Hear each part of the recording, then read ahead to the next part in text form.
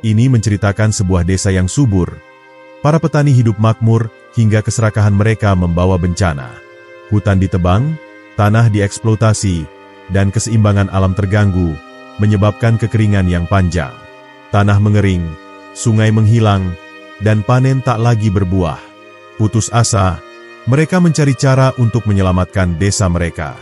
Dipimpin oleh Raksa Mandala, seorang pemimpin bijak, sekelompok petani melakukan perjalanan suci ke Gunung Sagara, tempat bersemayamnya Dewi Kesuburan.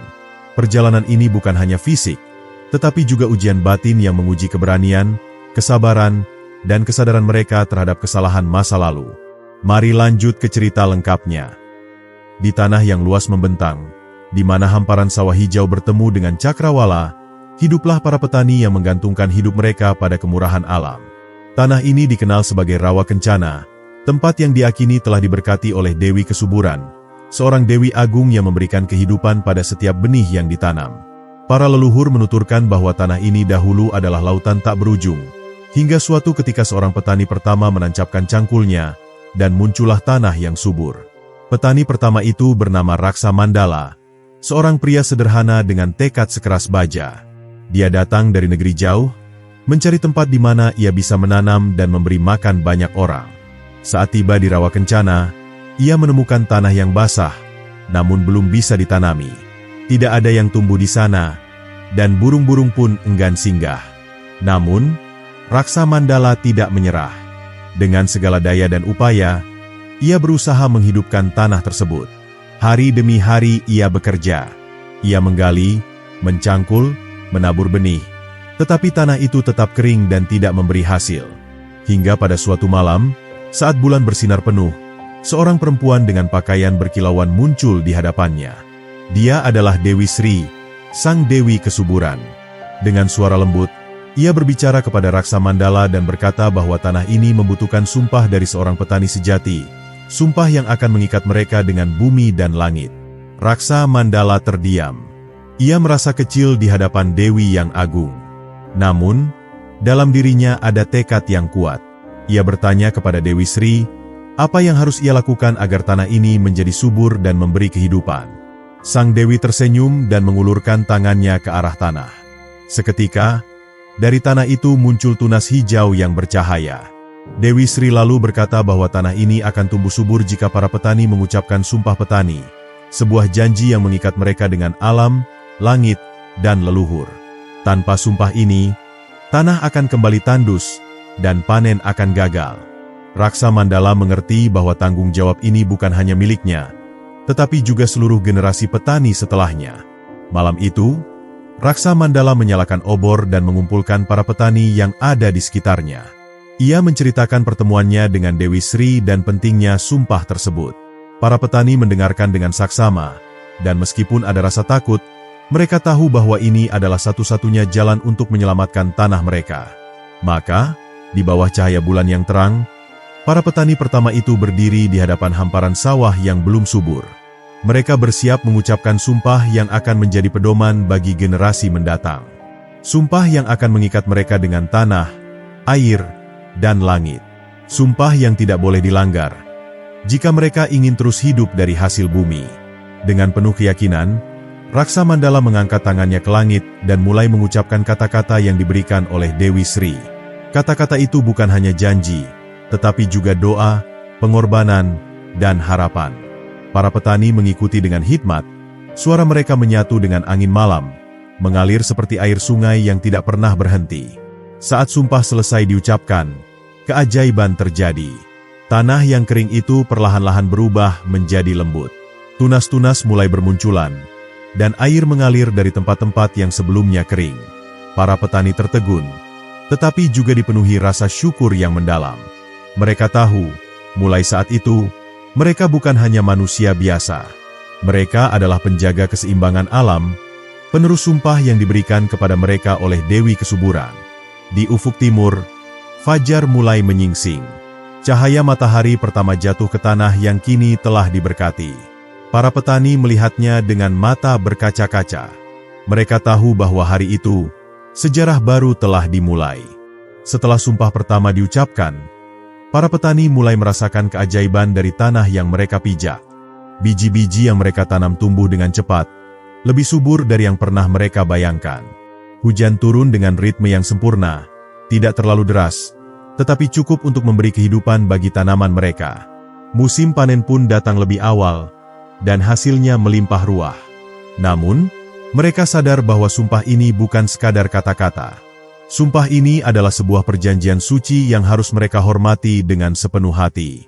Sumpah petani terdiri dari 5 janji utama yang harus dipatuhi oleh setiap petani. Pertama, mereka tidak boleh serakah dalam mengambil hasil bumi. Kedua, mereka harus selalu berbagi dengan sesama, terutama dengan mereka yang kekurangan. Ketiga, mereka harus menjaga keseimbangan alam dengan tidak merusak tanah dan air. Keempat, mereka tidak boleh melupakan asal-usul mereka dan harus menghormati leluhur. Dan kelima, mereka harus tetap setia kepada Dewi Kesuburan, karena tanpa restunya, tanah tidak akan memberikan hasil. Raksa Mandala mengajarkan sumpah ini kepada anak-anaknya dan semua orang yang bekerja di sawahnya. Ia mempercayai bahwa hanya dengan kesetiaan pada sumpah ini, kehidupan mereka akan tetap sejahtera. Setiap tahun, sebelum musim tanam dimulai, mereka berkumpul di sebuah lapangan luas untuk mengucapkan kembali sumpah tersebut, mengingatkan diri mereka sendiri akan tanggung jawab yang mereka pikul. Namun, tidak semua orang percaya pada sumpah ini. Ada beberapa yang mulai meragukannya, menganggapnya hanya sebagai tahayul belaka. Mereka mencoba mengolah tanah tanpa mengucapkan sumpah, dengan harapan bisa mendapatkan hasil lebih banyak tanpa harus terikat pada janji yang mereka anggap menghambat kebebasan. Namun, hasilnya mengecewakan. Tanaman mereka layu sebelum sempat berbuah, dan tanah mereka mulai kehilangan kesuburannya. Para tetua desa mengingatkan bahwa sumpah ini bukan hanya tentang bertani, tetapi tentang keseimbangan hidup. Mereka mengajarkan bahwa manusia bukanlah penguasa alam, tetapi bagian darinya. Jika mereka ingin bertahan, mereka harus hidup selaras dengan alam, bukan menaklukkannya. Sumpah ini adalah pengikat antara manusia dan bumi, sebuah jembatan antara langit dan ladang, yang jika dilanggar, akan membawa bencana. Maka, sejak saat itu, setiap bayi yang lahir di desa Rawa Kencana diajarkan tentang sumpah petani. Mereka tumbuh dengan pemahaman bahwa tanah yang mereka pijak adalah warisan suci, bukan sekadar tempat mencari makan. Mereka bukan hanya petani, tetapi penjaga keseimbangan alam, pewaris janji yang tidak boleh diputuskan.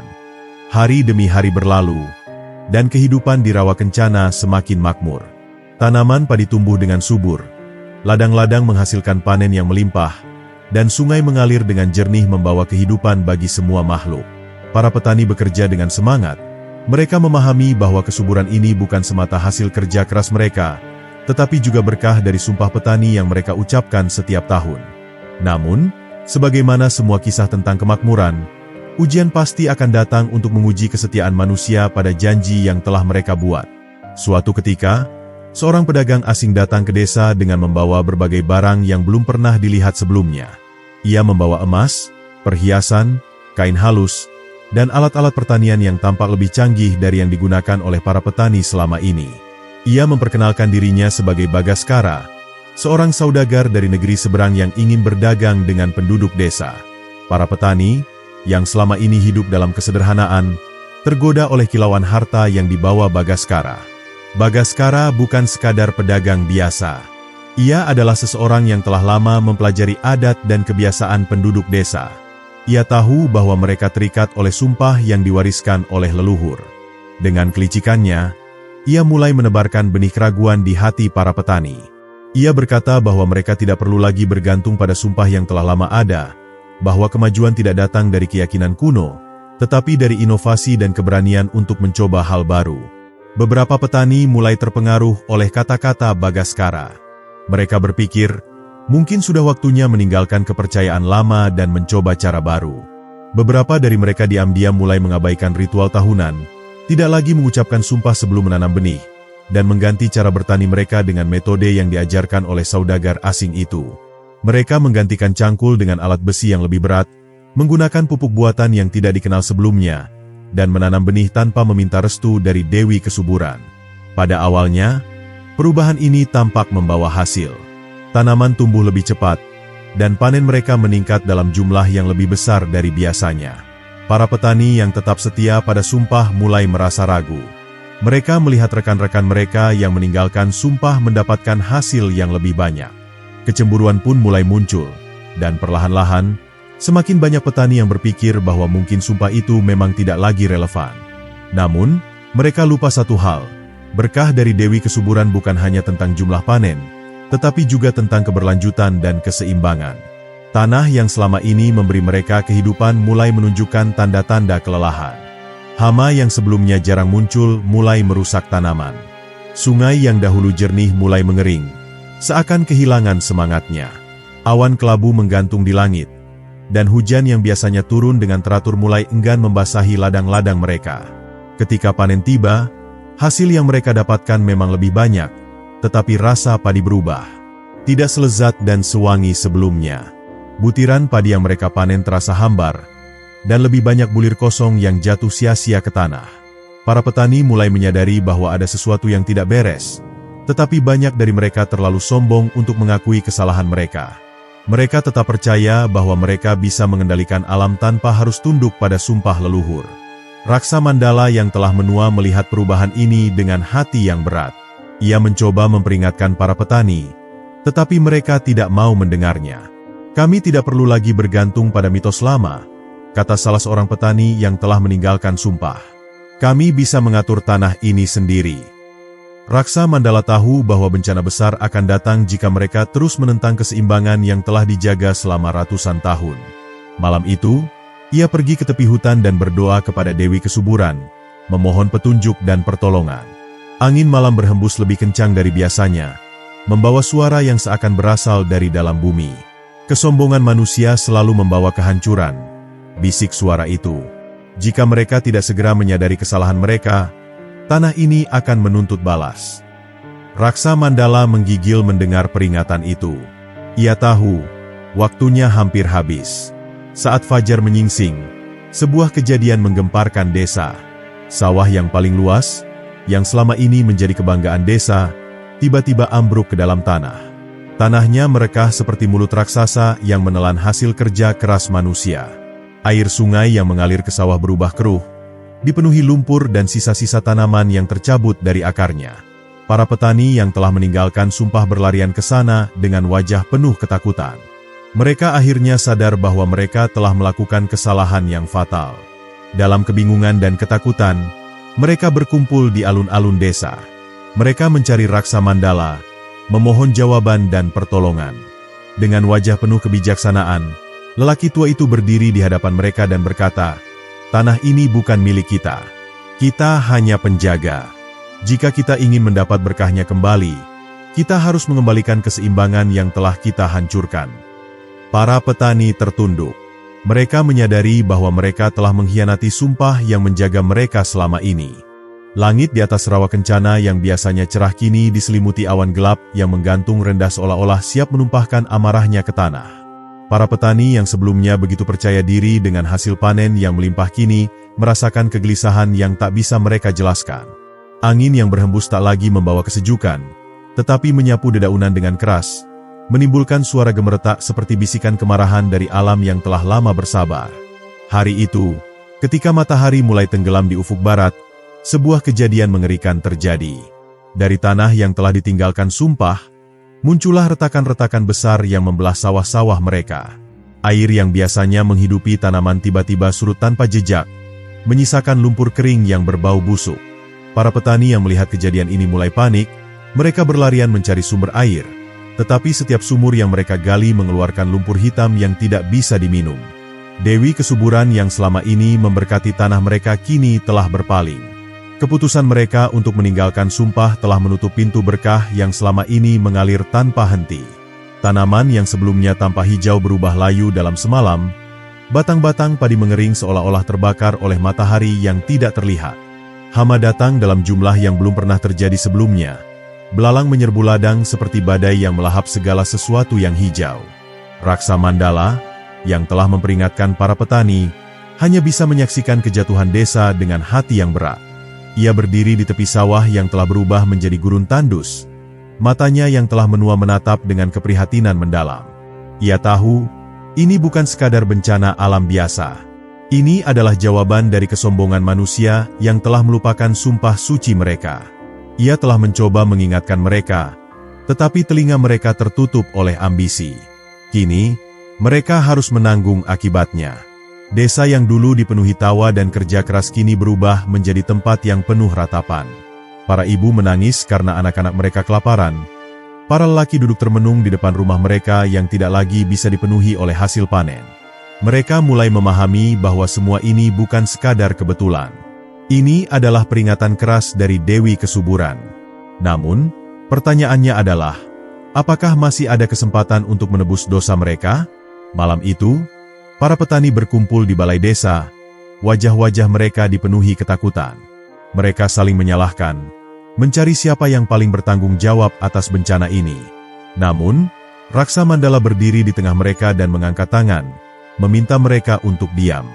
Kesalahan ini bukan hanya milik satu orang, katanya dengan suara dalam yang bergetar. Kita semua telah melupakan janji kita kepada tanah ini. Kita semua telah mengkhianati sumpah yang diberikan oleh leluhur kita.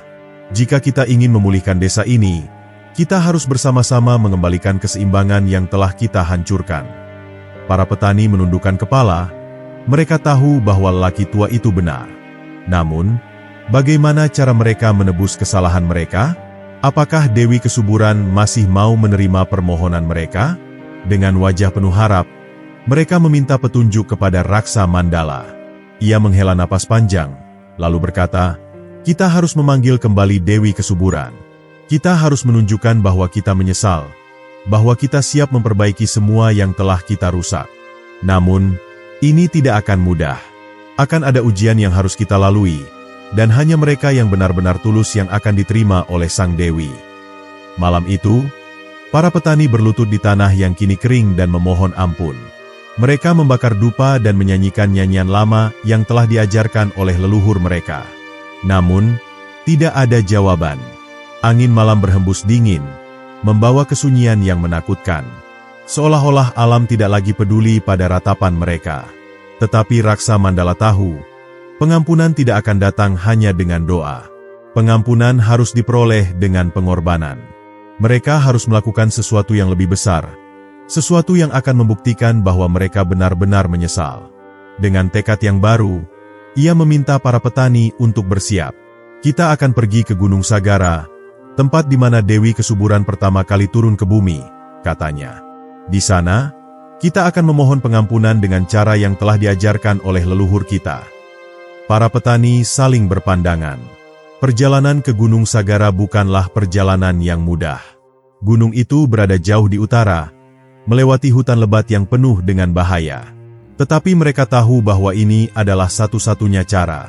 Mereka telah melakukan kesalahan besar, dan mereka harus menebusnya dengan usaha yang sama besarnya. Maka, sebelum fajar menyingsing, mereka mulai berkemas.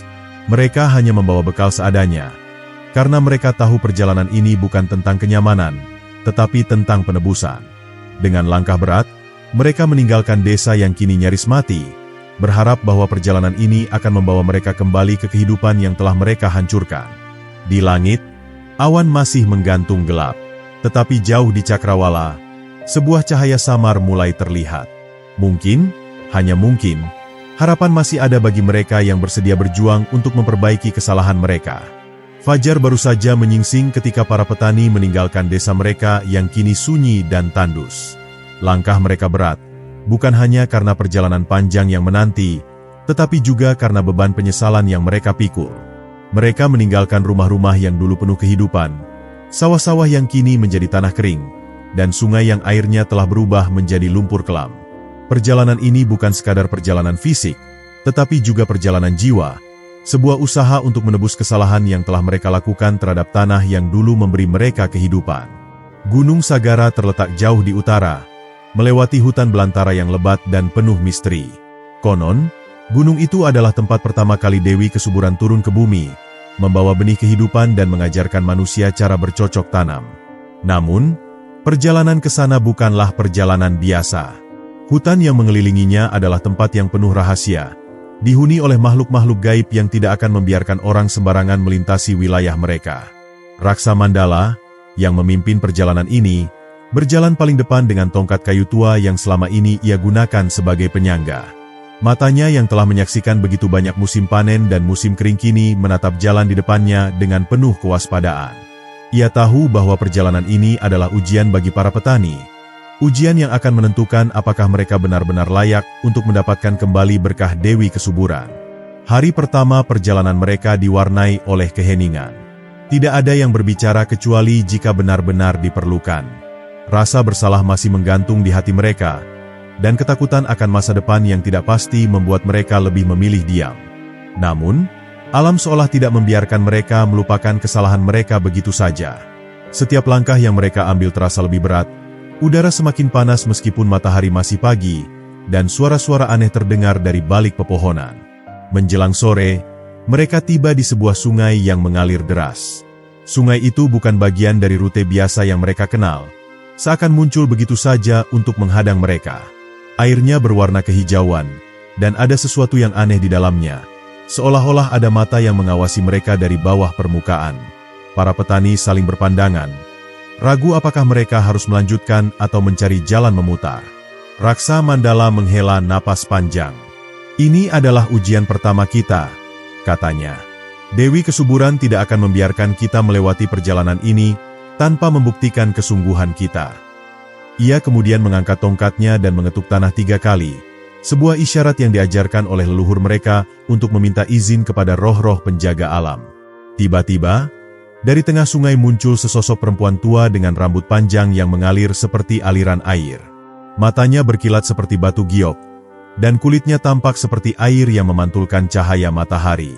Ia adalah Nyi Tirta Rengganis, penjaga sungai yang telah ada sejak zaman dahulu. Dengan suara yang dalam dan bergema, ia bertanya, "Apa yang kalian cari di tanah ini, wahai manusia yang telah melupakan sumpahnya?" Para petani gemetar mendengar suaranya. Salah satu dari mereka mencoba berbicara, tetapi kata-kata mereka tersangkut di tenggorokan. Akhirnya, Raksa Mandala maju dan menjawab dengan suara yang penuh hormat. "Kami datang untuk menebus dosa kami, Nyi Tirta Rengganis. Kami telah melupakan sumpah kami kepada Dewi Kesuburan, dan kini desa kami hancur. Kami mohon izin untuk melanjutkan perjalanan ke Gunung Sagara, agar dapat meminta pengampunan." Mata Nyi Tirta Rengganis menyipit. "Pengampunan tidak semudah itu didapatkan," katanya. "Kalian harus membuktikan bahwa hati kalian benar-benar bersih dari kesombongan. Jika kalian ingin melewati sungai ini, kalian harus menjawab pertanyaan yang akan aku ajukan. Jika kalian gagal, sungai ini akan menelan kalian, dan kalian tidak akan pernah kembali." Para petani menahan napas. Ujian ini lebih berat dari yang mereka bayangkan. Mereka berpikir bahwa mereka hanya perlu berjalan sampai ke gunung dan berdoa, tetapi ternyata mereka harus melalui berbagai rintangan yang tidak mereka duga. Namun, mereka tahu bahwa mereka tidak memiliki pilihan lain. Nyi Tirta Rengganis kemudian mengajukan pertanyaan pertamanya. "Apa yang lebih berharga? Hasil panen yang melimpah atau tanah yang tetap subur untuk anak cucumu?" Seorang petani dengan suara gemetar menjawab, "Hasil panen yang melimpah." Mendengar jawaban itu, Nyi Tirta Rengganis menghela napas panjang dan mengibaskan tangannya ke air. Seketika, sungai bergolak dan hampir menelan mereka semua. Namun, Raksa Mandala segera berkata, "Tidak, jawaban yang benar adalah tanah yang tetap subur untuk anak cucu kami. Karena tanpa tanah yang subur, tidak akan ada panen yang bisa dipanen di masa depan." Sungai tiba-tiba kembali tenang. Nyi Tirta Rengganis tersenyum tipis. "Kalian hampir kehilangan nyawa kalian karena masih berpikir dengan keserakahan," katanya. "Tetapi aku melihat masih ada harapan. Kalian boleh melanjutkan perjalanan, tetapi ingatlah, masih banyak ujian yang menanti kalian di depan." Para petani menyeberangi sungai dengan hati-hati. Airnya yang tadinya bergolak kini terasa sejuk di kaki mereka. Mereka tahu bahwa ini baru awal dari perjalanan panjang yang harus mereka lalui. Gunung Sagara masih jauh, dan mereka tidak tahu ujian apa lagi yang menanti mereka di depan. Saat mereka mencapai sisi lain sungai, mereka melihat ke belakang. Sungai yang tadi tampak berbahaya kini kembali jernih, seakan-akan tidak pernah mengancam mereka. Ini adalah pengingat bahwa alam tidak pernah benar-benar jahat kepada manusia. Hanya saja, manusia sering lupa untuk menghormatinya. Dengan tekad yang semakin kuat, mereka melanjutkan perjalanan. Mereka tidak tahu apa yang akan mereka hadapi di depan, tetapi satu hal yang mereka sadari, perjalanan ini akan mengubah mereka selamanya. Para petani melanjutkan perjalanan mereka setelah melewati sungai yang dijaga oleh Nyi Tirta Rengganis. Namun, ujian yang menanti mereka belum berakhir. Setelah berjam-jam berjalan, mereka memasuki sebuah hutan yang begitu sunyi, seakan-akan kehidupan telah lama meninggalkan tempat ini. Tidak ada suara burung, tidak ada desiran angin yang menerpa dedaunan, hanya keheningan yang menyelimuti. Bahkan ranting-ranting kering yang mereka injak tidak mengeluarkan suara, seolah-olah seluruh tempat ini telah dikutuk menjadi dunia tanpa gema. Raksa Mandala memperlambat langkahnya. Ia mengenali tempat ini dari cerita-cerita leluhur. Ini adalah hutan yang tidak bernyawa, tempat di mana jiwa-jiwa mereka yang melupakan asal-usulnya tersesat selamanya. Mereka yang masuk ke dalamnya tanpa kesadaran penuh akan siapa dirinya akan kehilangan arah dan tidak pernah kembali. Para petani mulai merasa gelisah. Mereka saling berpandangan dengan tatapan ketakutan. Mereka telah melewati sungai yang penuh misteri, dan kini mereka harus menghadapi sesuatu yang lebih mengerikan. Sebuah hutan yang bisa menelan keberadaan mereka. Saat mereka berjalan lebih jauh ke dalam hutan, tubuh mereka mulai terasa semakin berat. Seperti ada kekuatan tak kasat mata yang menarik mereka ke tanah, membuat setiap langkah terasa seperti menapaki lumpur yang dalam. Nafas mereka semakin pendek, dan pikiran mereka mulai bercampur aduk. Beberapa dari mereka mulai lupa mengapa mereka berada di sini, seolah-olah perjalanan ini hanyalah sebuah mimpi yang perlahan memudar. Raksa Mandala menyadari apa yang sedang terjadi. Hutan ini sedang menguji mereka dengan cara yang berbeda. Bukan dengan rintangan fisik, tetapi dengan mengaburkan ingatan mereka. Ia segera menghentikan langkahnya dan menancapkan tongkatnya ke tanah. "Dengarkan aku," suaranya menggema, memecah kesunyian yang menakutkan. "Kita ada di sini karena kita telah melupakan sumpah kita kepada Dewi Kesuburan. Hutan ini mencoba membuat kita lupa kembali. Jika kita tidak bisa mengingat tujuan kita, kita akan tersesat selamanya." Para petani mencoba berkonsentrasi, tetapi kabut tipis mulai menyelimuti hutan, memburamkan pandangan mereka. Beberapa dari mereka mulai berlutut, merasa lemah dan tidak mampu bergerak. Salah satu petani, seorang pria bernama Wira, mulai menangis tanpa sebab. "Aku tidak ingat lagi. Siapa aku? Mengapa aku ada di sini?" Suaranya dipenuhi ketakutan. Raksa Mandala tahu bahwa mereka harus segera bertindak sebelum semuanya terlambat. Ia menggali sesuatu dari dalam kantong kecil yang selalu ia bawa, sejumput tanah dari desa mereka. Ia menaburkannya ke udara sambil mengucapkan doa leluhur, berharap tanah ini bisa mengingatkan mereka akan rumah mereka yang telah hilang kesuburannya. Bau tanah yang lembab dan akrab itu perlahan-lahan menembus kabut yang menyelimuti pikiran mereka. Satu persatu, para petani mulai sadar. Mata mereka kembali bersinar dengan kesadaran, dan tubuh mereka terasa lebih ringan. Mereka mulai mengingat kembali mengapa mereka melakukan perjalanan ini, mengapa mereka harus menemui Dewi Kesuburan, dan mengapa mereka harus menebus kesalahan mereka. Kabut yang sebelumnya menyesakan kini perlahan menghilang, membiarkan mereka melihat jalan di depan. Namun, sebelum mereka bisa melanjutkan perjalanan, tiba-tiba dari antara pepohonan muncul sosok yang menyerupai manusia, tetapi tubuhnya terbuat dari kayu yang mengering. Matanya kosong, tetapi bibirnya bergerak, mengeluarkan suara yang serak dan bergema. "Kalian boleh melewati hutan ini, tetapi hanya jika kalian bisa menjawab pertanyaanku," katanya dengan suara yang seolah berasal dari kedalaman bumi. Raksa Mandala menatap sosok itu dengan hati-hati. Ia mengenali makhluk ini sebagai sang penjaga ingatan, roh kuno yang bertugas menjaga mereka yang tersesat dalam kenangan mereka sendiri. Ia tahu bahwa roh ini tidak akan membiarkan mereka pergi dengan mudah. Sang penjaga ingatan kemudian bertanya, "Apa yang lebih penting, mengingat kesalahan masa lalu atau terus melangkah ke depan?" Para petani terdiam. Mereka takut menjawab dengan keliru seperti saat diuji oleh Nyi Tirta Rengganis. Namun, kali ini mereka lebih siap. Raksa Mandala dengan tenang menjawab, "Kami harus mengingat kesalahan kami agar kami tidak mengulanginya. Tetapi kami juga harus terus melangkah ke depan agar kami bisa memperbaikinya." Sang penjaga ingatan terdiam sejenak. Lalu, perlahan, ia mengangguk. "Kalian telah memahami esensi dari perjalanan ini," katanya. "Silakan lanjutkan perjalanan kalian. Tetapi ingatlah, Kenangan yang kalian bawa bukanlah beban, melainkan pelajaran." Begitu kata-kata itu diucapkan, sosok kayu itu menghilang menjadi debu yang terbawa angin. Hutan yang tadinya begitu sunyi kini mulai mengeluarkan suara kembali. Burung-burung berkicau, dedaunan berdesir, dan suara aliran air terdengar dari kejauhan. Para petani merasa lega, seolah-olah mereka baru saja dibebaskan dari mimpi buruk yang panjang. Dengan langkah lebih ringan, mereka melanjutkan perjalanan mereka. Namun, mereka kini sadar bahwa perjalanan ini bukan hanya tentang mencapai Gunung Sagara. Ini adalah perjalanan untuk memahami diri mereka sendiri, untuk menemukan kembali nilai-nilai yang telah lama mereka lupakan. Matahari mulai condong ke barat saat mereka keluar dari hutan yang tidak bernyawa. Di depan mereka terbentang jalanan berbatu yang menanjak menuju pegunungan. Gunung Sagara kini terlihat lebih dekat, tetapi mereka tahu bahwa masih banyak ujian yang harus mereka lalui. Mereka tidak lagi merasa takut seperti sebelumnya. Mereka telah melewati sungai yang menguji keserakahan mereka dan hutan yang menguji ingatan mereka. Apapun yang akan datang di depan, mereka yakin bahwa mereka bisa menghadapinya, karena kini mereka tidak lagi berjalan hanya dengan kaki mereka, tetapi juga dengan hati dan kesadaran yang telah diperbaharui. Setelah berhasil melewati hutan yang tidak bernyawa, para petani kini melanjutkan perjalanan mereka menuju Gunung Sagara. Namun, perjalanan mereka belum berakhir.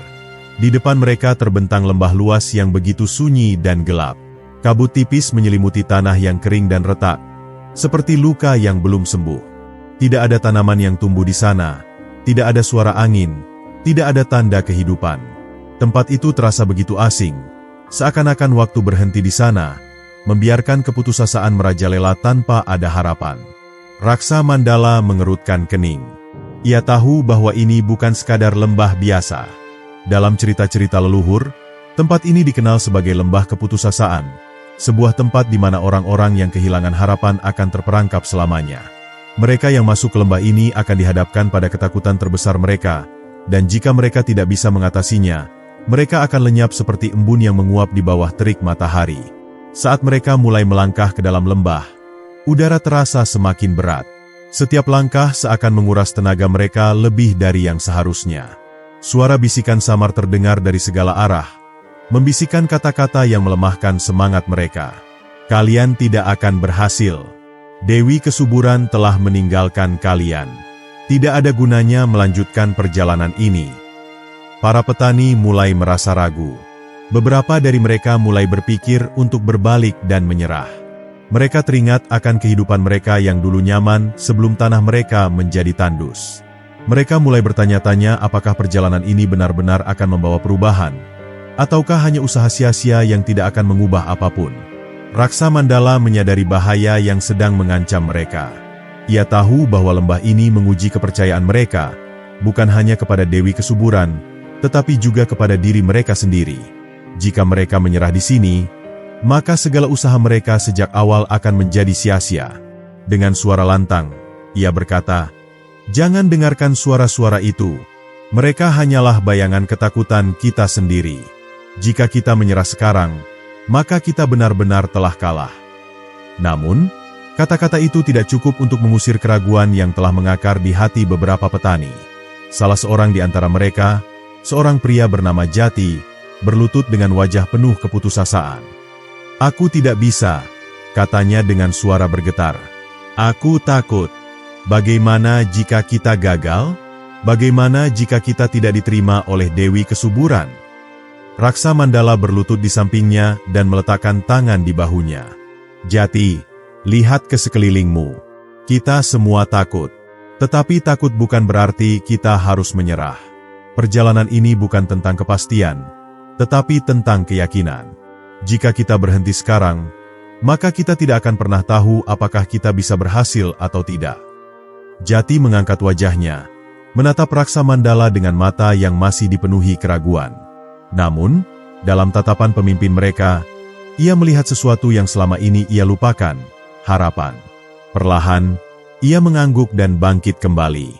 Saat mereka melanjutkan perjalanan, kabut di lembah mulai bergerak, membentuk sosok-sosok bayangan yang menyerupai mereka sendiri.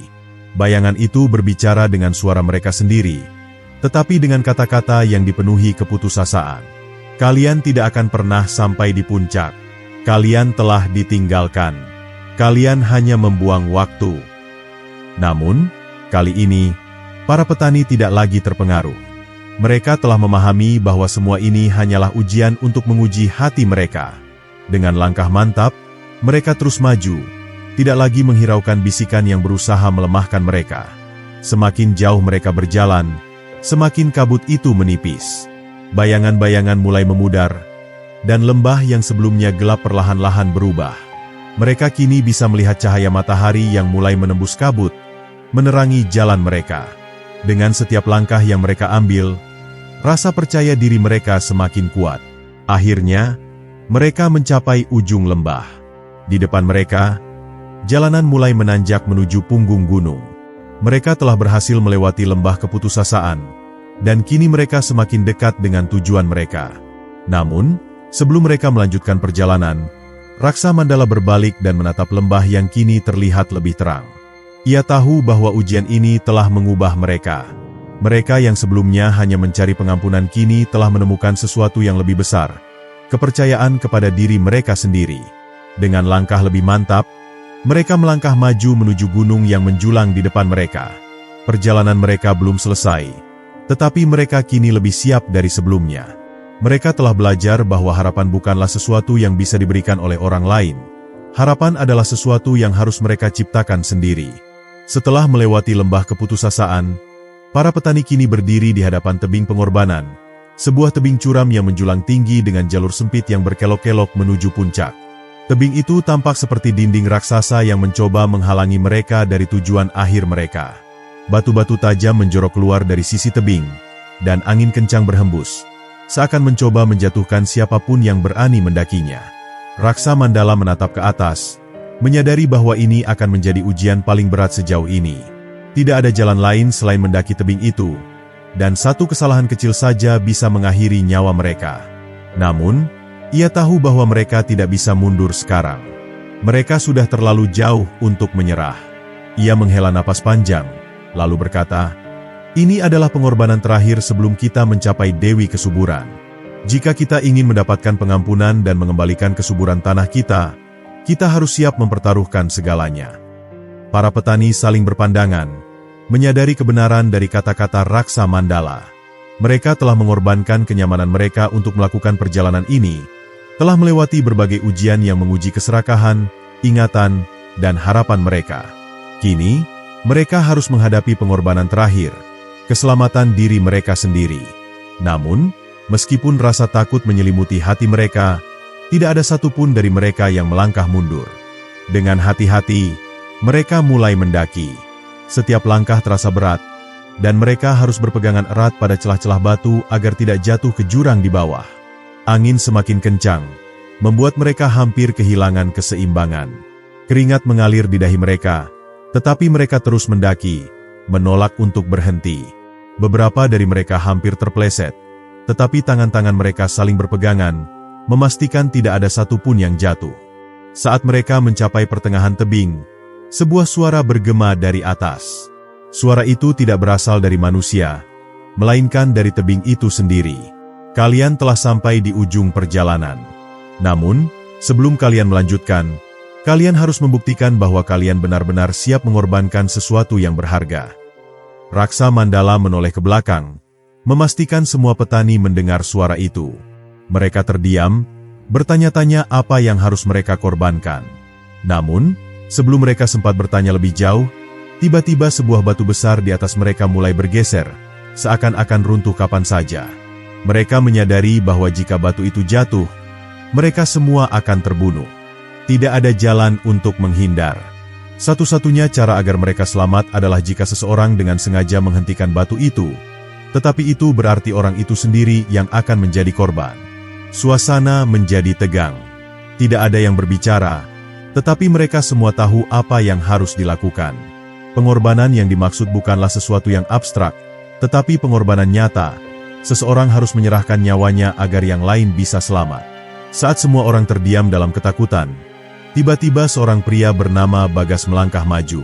Ia adalah salah satu petani tertua di antara mereka, seorang pria yang telah kehilangan istri dan anak-anaknya karena kelaparan. Ia tahu bahwa ia tidak memiliki siapa-siapa yang menunggunya di rumah, tetapi yang lain masih memiliki keluarga yang berharap mereka kembali. Dengan suara tenang, ia berkata, "Aku sudah terlalu lama hidup dalam penyesalan. Jika ada yang harus berkorban, biarkan itu menjadi aku." Sebelum ada yang bisa menghentikannya, Bagas berlari ke depan dan menahan batu besar itu dengan seluruh kekuatannya. Tangannya gemetar, tubuhnya bergetar di bawah tekanan yang luar biasa, tetapi ia tidak mundur. Batu itu mulai berhenti bergerak, memberi waktu bagi yang lain untuk segera naik ke atas tebing. Para petani ingin menolongnya, tetapi ia menggelengkan kepala. "Jangan buang waktu. Pergilah. Lakukan ini untuk tanah kita." Suaranya menggema di antara dinding tebing. Dengan air mata yang berlinang, mereka akhirnya berlari naik, satu persatu mencapai puncak. Raksa Mandala adalah yang terakhir naik, dan saat ia menoleh ke belakang, ia melihat Bagas tersenyum sebelum batu itu akhirnya jatuh, mengubur tubuhnya di bawahnya. Keheningan menyelimuti mereka. Tidak ada yang berbicara. Mereka semua tahu bahwa Bagas telah memberikan nyawanya agar mereka bisa melanjutkan perjalanan ini. Air mata mengalir di pipi mereka, tetapi mereka juga tahu bahwa mereka tidak bisa menyia-nyiakan pengorbanannya. Saat mereka berdiri di puncak tebing, sebuah cahaya lembut turun dari langit. Dari dalam cahaya itu, terdengar suara lembut, suara yang begitu penuh kebijaksanaan dan kekuatan. "Kalian telah menunjukkan bahwa kalian benar-benar memahami arti pengorbanan. Perjalanan kalian hampir selesai. Majulah, karena Dewi Kesuburan telah menanti." Dengan hati yang berat tetapi juga penuh tekad, para petani melangkah maju, meninggalkan tebing pengorbanan di belakang mereka. Mereka kini tahu bahwa tidak ada perjuangan tanpa pengorbanan, dan tidak ada pengorbanan yang sia-sia jika itu dilakukan demi kebaikan bersama. Di depan mereka, puncak Gunung Sagara akhirnya terlihat. Mereka telah mendekati akhir perjalanan mereka, tetapi mereka juga sadar bahwa pertemuan dengan Dewi Kesuburan akan menjadi ujian terbesar yang pernah mereka hadapi. Setelah melewati tebing pengorbanan, para petani kini berdiri di hadapan sebuah gerbang raksasa yang terbuat dari batu putih berkilau. Gerbang itu menjulang tinggi hingga menyentuh langit, dihiasi dengan ukiran-ukiran kuno yang menggambarkan kehidupan dan kematian, kesuburan dan kehancuran, keberanian dan ketakutan. Tidak ada pegangan atau pintu yang terlihat. Seakan gerbang itu bukan untuk dibuka oleh tangan manusia. Inilah gerbang keabadian, tempat terakhir sebelum mereka bertemu dengan Dewi Kesuburan. Raksa Mandala berjalan mendekati gerbang dengan hati-hati. Cahaya lembut yang berasal dari batu-batu gerbang menyelimuti tubuhnya, memberikan rasa damai yang aneh. Namun, meskipun begitu, ada sesuatu yang menahan mereka. Mereka merasa seperti berada di ambang sesuatu yang jauh lebih besar daripada diri mereka sendiri. Seakan-akan waktu berhenti di tempat ini, menunggu keputusan mereka. Saat mereka berdiri dalam kebingungan, tiba-tiba gerbang itu berbicara dengan suara yang dalam dan bergema. "Kalian telah mencapai akhir perjalanan kalian. Namun, sebelum kalian melangkah lebih jauh, kalian harus menghadapi ujian terakhir. Tidak ada yang dapat melewati gerbang keabadian tanpa menjawab pertanyaan yang menentukan nasib mereka." Para petani saling berpandangan. Mereka telah melewati banyak ujian sebelumnya, tetapi ini terasa berbeda. Ini bukan tentang ketahanan fisik, bukan tentang melawan bayangan ketakutan mereka, bukan pula tentang pengorbanan. Ini adalah ujian yang akan menentukan apakah mereka layak menerima berkah dari Dewi Kesuburan atau tidak. Dari dalam gerbang, muncul sosok bercahaya, tidak berwujud tetapi memiliki bentuk seperti bayangan yang berpendar. Suara itu berbicara lagi, kali ini lebih lembut tetapi penuh dengan kekuatan. "Jawablah pertanyaan ini dengan jujur, karena hanya kejujuran yang akan membukakan jalan bagi kalian. Apa yang kalian cari dalam perjalanan ini?" Raksa Mandala mengambil napas dalam-dalam. Ia tahu bahwa jawaban ini bukanlah sesuatu yang bisa dikatakan sembarangan. Ini bukan sekadar mencari kesuburan bagi tanah mereka, bukan sekadar memohon belas kasihan. Ini adalah tentang sesuatu yang jauh lebih dalam dari itu. Ia menatap para petani, mencoba membaca isi hati mereka. Seorang wanita bernama Sinta, yang kehilangan suaminya dalam bencana kekeringan, maju ke depan. Dengan suara yang lirih tetapi penuh keyakinan, ia berkata, "Kami mencari kehidupan. Kami ingin tanah kami kembali subur. Tetapi lebih dari itu, kami ingin hidup tanpa rasa takut, tanpa harus kehilangan orang yang kami cintai karena kelaparan dan penderitaan. Sosok bercahaya itu tetap diam, seakan mempertimbangkan jawaban Sinta. Lalu, seorang lelaki muda bernama Wira, yang sebelumnya adalah seorang pemuda pemalas tetapi berubah sejak perjalanan ini dimulai, berbicara. Aku mencari pengampunan. Kami, manusia, telah serakah. Kami mengambil tanpa berpikir. Kami mengingkari keseimbangan alam. Aku ingin belajar bagaimana menjadi bagian dari tanah ini, bukan hanya menggunakannya untuk kepentingan kami sendiri. Raksa Mandala akhirnya angkat bicara.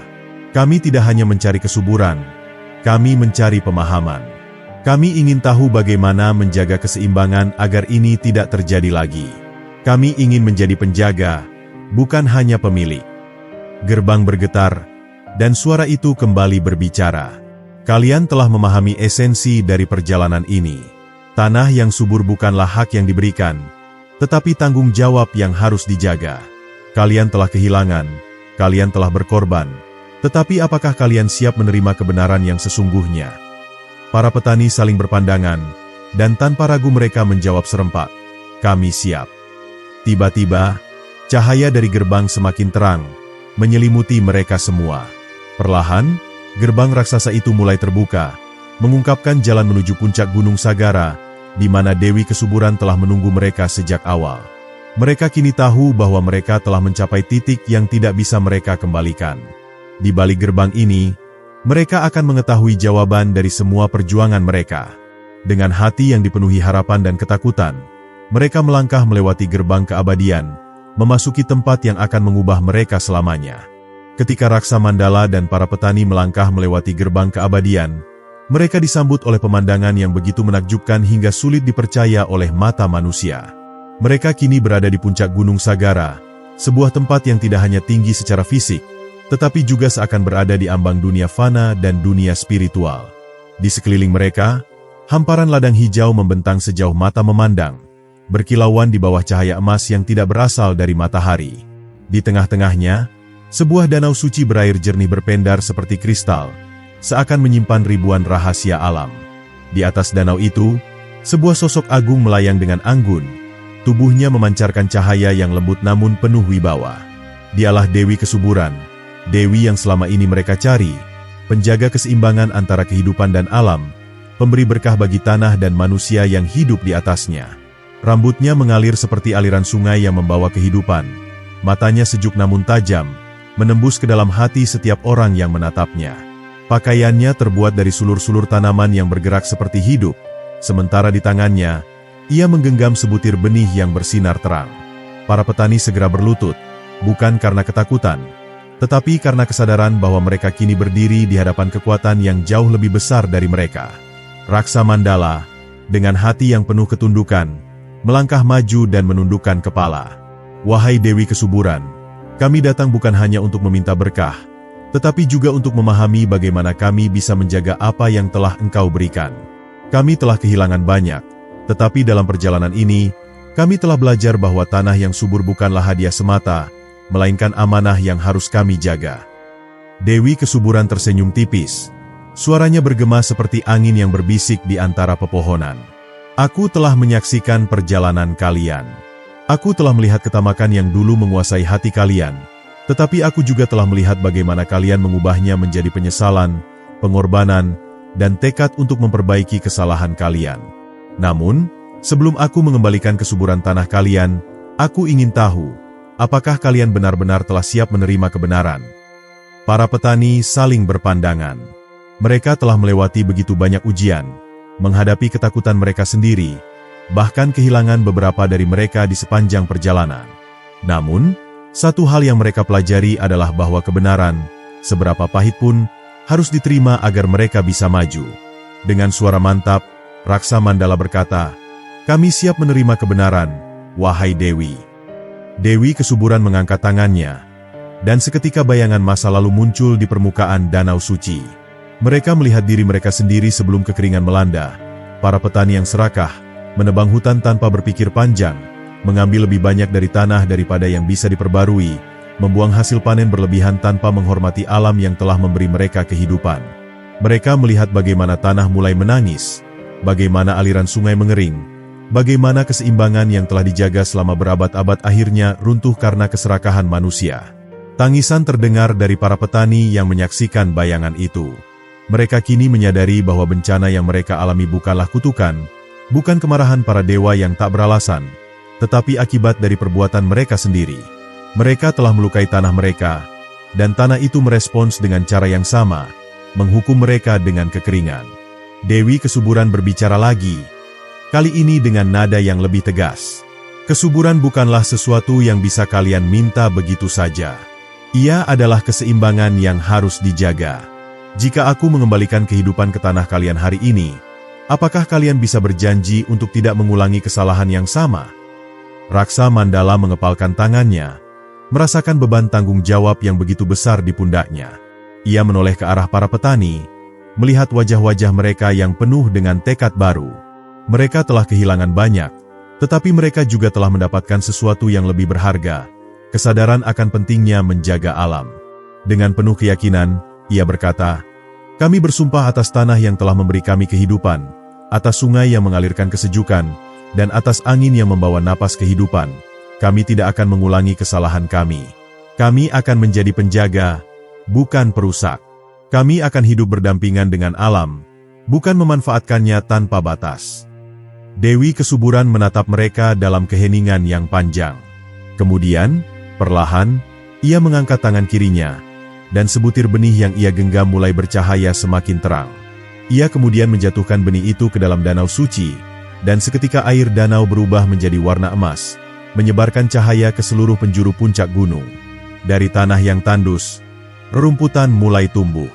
Dari pepohonan yang kering, daun-daun hijau mulai bermunculan. Udara yang semula kering kini dipenuhi aroma tanah basah, pertanda bahwa kehidupan telah kembali.